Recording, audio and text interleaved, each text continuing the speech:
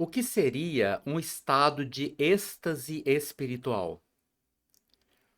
Um tipo de afastamento do corpo físico que permite ao espírito penetrar as regiões mais elevadas do mundo espiritual.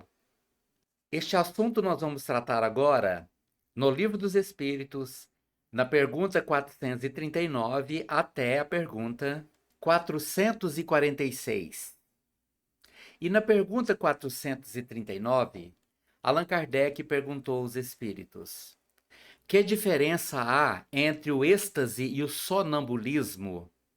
Nos estudos passados, nós estudamos o fenômeno do sonambulismo, quando os espíritos saem do corpo, vão para o plano espiritual e recordam de todas as suas atividades desenvolvidas no plano espiritual.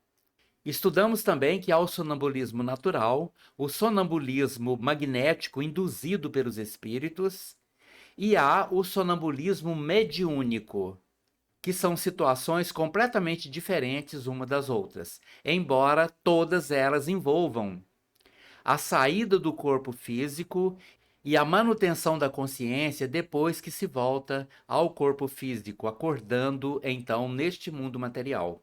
Mas Allan Kardec perguntou aos espíritos na pergunta 439: que diferença há entre o êxtase e o sonambulismo? E os espíritos responderam: o êxtase é um sonambulismo mais apurado. A alma do estático ainda é mais independente. Então, no estado de sonambulismo, a alma se desliga do corpo, projeta-se conscientemente no plano espiritual, mas esta ação é limitada, não é tão profunda quanto no estado de êxtase. Porque nesse estado peculiar, o espírito sai do corpo plenamente. Mantém, logicamente, ainda alguns laços de manutenção da vida, onde a vida flui do espírito para o perispírito e posteriormente para o corpo, mas a consciência está muito mais límpida. Mas essa liberdade consciencial conduz os espíritos para os lugares mais elevados, para as moradas no plano espiritual que são mais elevadas, onde vivem os espíritos superiores. Daí o estado de êxtase. O espírito começa a observar a grandeza dos mundos elevados e quer permanecer ali em muitos casos. E na pergunta 440, Allan Kardec perguntou: o espírito do estático penetra realmente nos mundos superiores? E os espíritos responderam: ele vê esses mundos e compreende a felicidade dos que os habitam, donde lhe nasce o desejo de lá permanecer. Porém, há mundos fechados aos espíritos que ainda não estão bastante purificados. É preciso compreendermos que cada um de nós, portando o nosso particular eletromagnetismo, esta nossa particular emanação eletromagnética nos afiniza com os mundos com os quais nós podemos conviver e nos quais nós podemos habitar, nos quais nós podemos viver. Existem mundos muito atrasados dos quais nós já nos afastamos. Nosso magnetismo, dado as nossas conquistas da inteligência e de valores morais, nós já afastamos deles. Mas existem mundos, e são a maioria, nos quais nós ainda não podemos penetrar, porque guardamos uma frequência eletromagnética muito baixa. E isso não nos permite penetrar os mundos onde só habitam os espíritos mais elevados. Mas a alma, afastada do corpo e em estado de êxtase, ela pode ver estes mundos, observar como é a vida nestes mundos, a felicidade que reina ali, a paz, a harmonia, o equilíbrio pleno, vivenciado por estes espíritos que já conquistaram este direito. Daí o desejo do espírito, daí Daí o desejo da alma em estado de êxtase de permanecer nestes mundos. Então você observa que no estado de êxtase a liberdade é muito mais plena, muito mais consciente. A consciência está muito mais livre e pode então se aproximar destes lugares, onde a alma, ao observar estes lugares, ela tem um nível de sintonia com estes lugares e ela entra em estado de plena contemplação e quer viver num lugar daquele. Ela quer permanecer naquele lugar. Por isso, na pergunta 441, Allan Kardec pergunta: quando o estático manifesta o desejo de deixar a Terra, fala sinceramente, não o retém o instinto de conservação? A pergunta é a seguinte: quando a alma está em estado de êxtase e contempla a magnitude espiritual dos mundos elevados, e ela quer permanecer ali, seria ela, então, neste momento, incapaz de viver o instinto de conservação que quer manter o corpo vivo? É isto que acontece? O êxtase me afasta do instinto de conservação? E os espíritos responderam: isso depende do grau de purificação do espírito. Se verifica que a sua futura situação será melhor do que a sua vida presente, se esforça por desatar os laços que o prendem à terra. É preciso lembrar que essa situação motiva o desejo de mudar para um mundo melhor, de estar apto a viver num mundo melhor. Porém, é preciso entender que a natureza não dá saltos. Nós vamos conquistando aos poucos o direito de melhorar a nossa conduta e, consequentemente, mudando a nossa vibração e, consequentemente, por sua vez, mudando o local de nossas moradas. Não é simplesmente o desejo de querer ir e já vai, porque é preciso estar pronto, adaptado à condição de ir para um mundo melhor. Porém, se o espírito quiser apressar o processo, ele pode perder a capacidade até mesmo de viver dignamente, com razão e consciência, no próprio mundo em que ele está encarnado. Por exemplo, se alguém acha que matando o corpo físico, conquista o direito de ir para aquele lugar que ele está visualizando, ele está muito enganado. Ele precisa ter a consciência de que eu vejo um mundo melhor, não para poder forçar a minha ida para lá, mas para poder me estimular a conquistar o direito de ir para aquele lugar, trabalhar mais intensamente, para que eu então seja capaz de merecer ir para um mundo daquela natureza.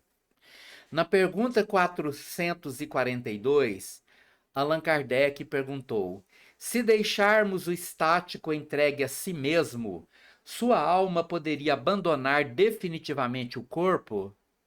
A pergunta é a seguinte: se a alma do médium em estado de êxtase, vivendo a visão de um mundo espiritual superior, se ele for deixado sozinho, sem ajuda, sem que os assistentes estejam estimulando ele à volta, chamando, convencendo a voltar, lembrando a ele as responsabilidades que ele tem ainda no mundo físico, se ele for deixado sozinho, ele poderia ter o poder de não voltar e com isto provocando a morte do seu corpo físico? Ele pode fazer isso? E os espíritos responderam: perfeitamente, poderia morrer. Por isso é que é preciso chamá-lo a voltar, apelando para tudo que o prende a esse mundo, fazendo-lhe, sobretudo, compreender que a maneira mais certa de não ficar lá, onde vê que seria feliz, consistiria em partir a cadeia que o tem preso ao planeta terreno. É exatamente isso. Às vezes a visão é tão maravilhosa, o mundo que está se visualizando é tão belo, tão perfeito, que a pessoa não quer mais voltar. E nisto é preciso convencer a pessoa: olha, você tem responsabilidades, você tem família, você tem ainda missões a cumprir aqui. Não fique, volte para o seu corpo, e às vezes isso demora. Às vezes a pessoa precisa ser convencida a voltar. Por isso o espírito precisa ser assistido nesses estados de êxtase, porque às vezes ele é completamente hipnotizado pela visão e não deseja mais voltar para este mundo de expiações e provas.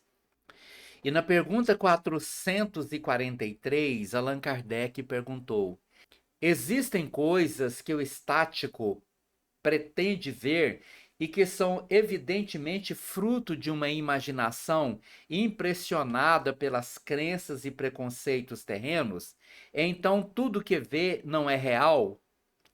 A pergunta é: pode existir para o espírito em estado de êxtase alguma visão que é fruto da sua imaginação?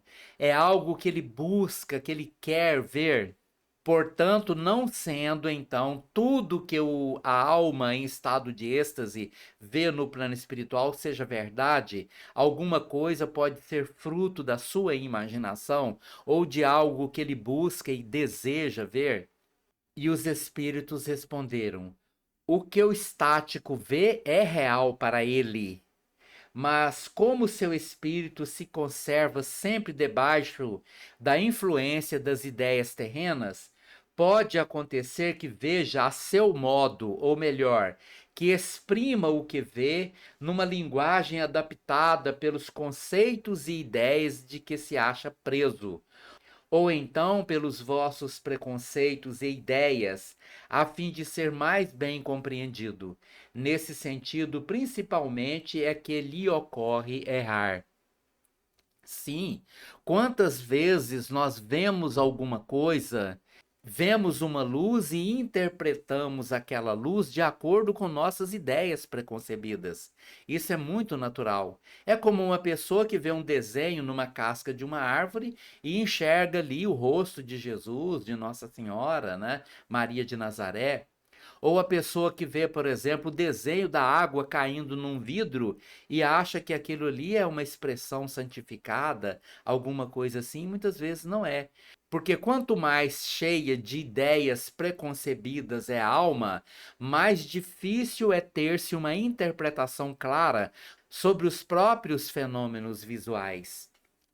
E principalmente quando a pessoa trabalha aquilo na consciência, mudando os aspectos daquilo que está vendo para adaptar àquilo que pensa que já sabe.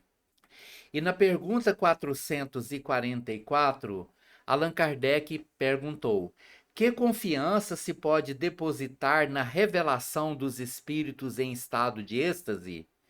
E os espíritos responderam: o estático está sujeito a se enganar muito frequentemente, sobretudo quando pretende penetrar no que deva continuar a ser um mistério para o homem, porque então se deixa levar pela corrente de suas próprias ideias, ou se torna joguete de espíritos mistificadores que se aproveitam de sua exaltação para fasciná-lo.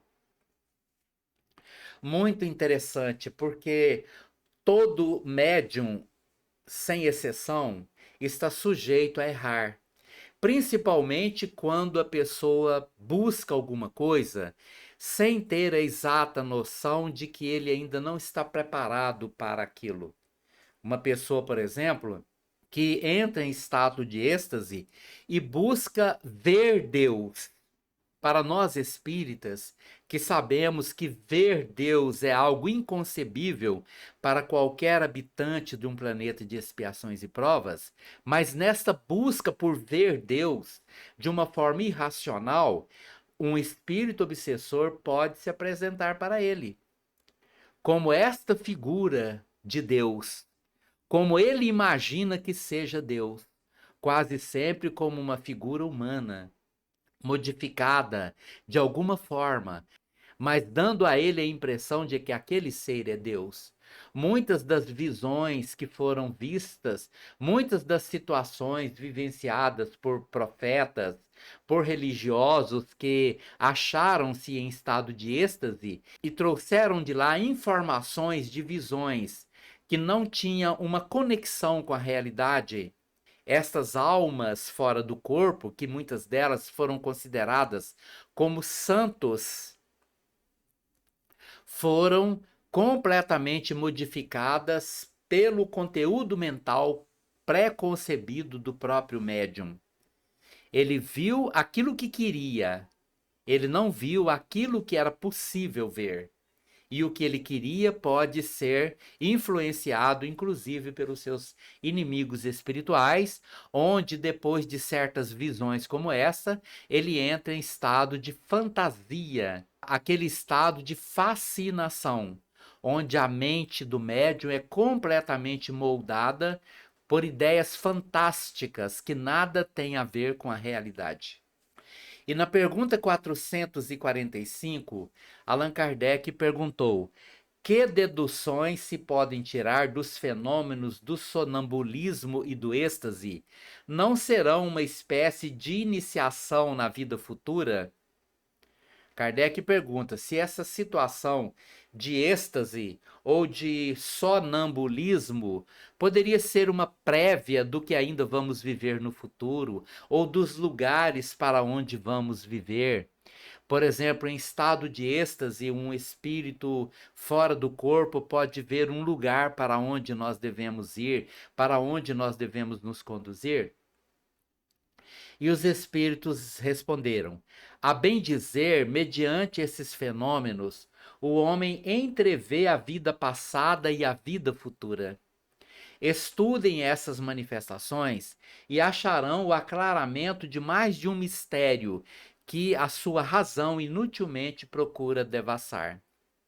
Resumindo, o espírito fora do corpo, fora das limitações do corpo físico, em estado de sonambulismo profundo ou em estado de êxtase, ele se coloca numa posição em que ele pode ver o seu passado, o seu presente e até mesmo o seu futuro. De onde veio, onde está e para onde está indo. E isto resulta num dos mais importantes mecanismos relacionados àquilo que o homem pode prever, para onde conduzir-se e para onde conduzir os outros. Os grandes homens, condutores de outros homens, sempre foram motivados por uma visão, por algo que ele, enxergando, ele sabia que poderia conduzir o seu povo para aquele lugar, para que ali eles pudessem ser mais equilibrados e mais felizes. E na pergunta 446, Allan Kardec perguntou: poderiam tais fenômenos se adequar às ideias materialistas? E os espíritos responderam: aquele que os estudar de boa fé e sem prevenções, não poderá ser materialista nem ateu. E é exatamente isto. Não se espera que um materialista e um ateu possa encarar com racionalidade espiritualista a existência de sua consciência projetada para além do seu próprio tempo. Não dá para ter uma visão clara sendo um materialista. Por isso, a pessoa que tem esse poder normalmente se transforma de um materialista e ateu para um espiritualista. É isso que tem acontecido. A não ser que a pessoa seja absolutamente teimosa e fique criando narrativas ou até mesmo fique criando situações que visem demonstrar ou criar uma situação objetivando secreções cerebrais, ações hormonais ou qualquer distúrbio do cérebro para explicar esses fenômenos que muitas vezes são absolutamente límpidos e claros. Muito bem, meus irmãos e minhas irmãs, este foi o nosso vídeo de hoje. Eu te peço que, se você gostou, deixe aí o seu like. Muito obrigado pela sua presença em nosso estudo. Muita gratidão pela oportunidade.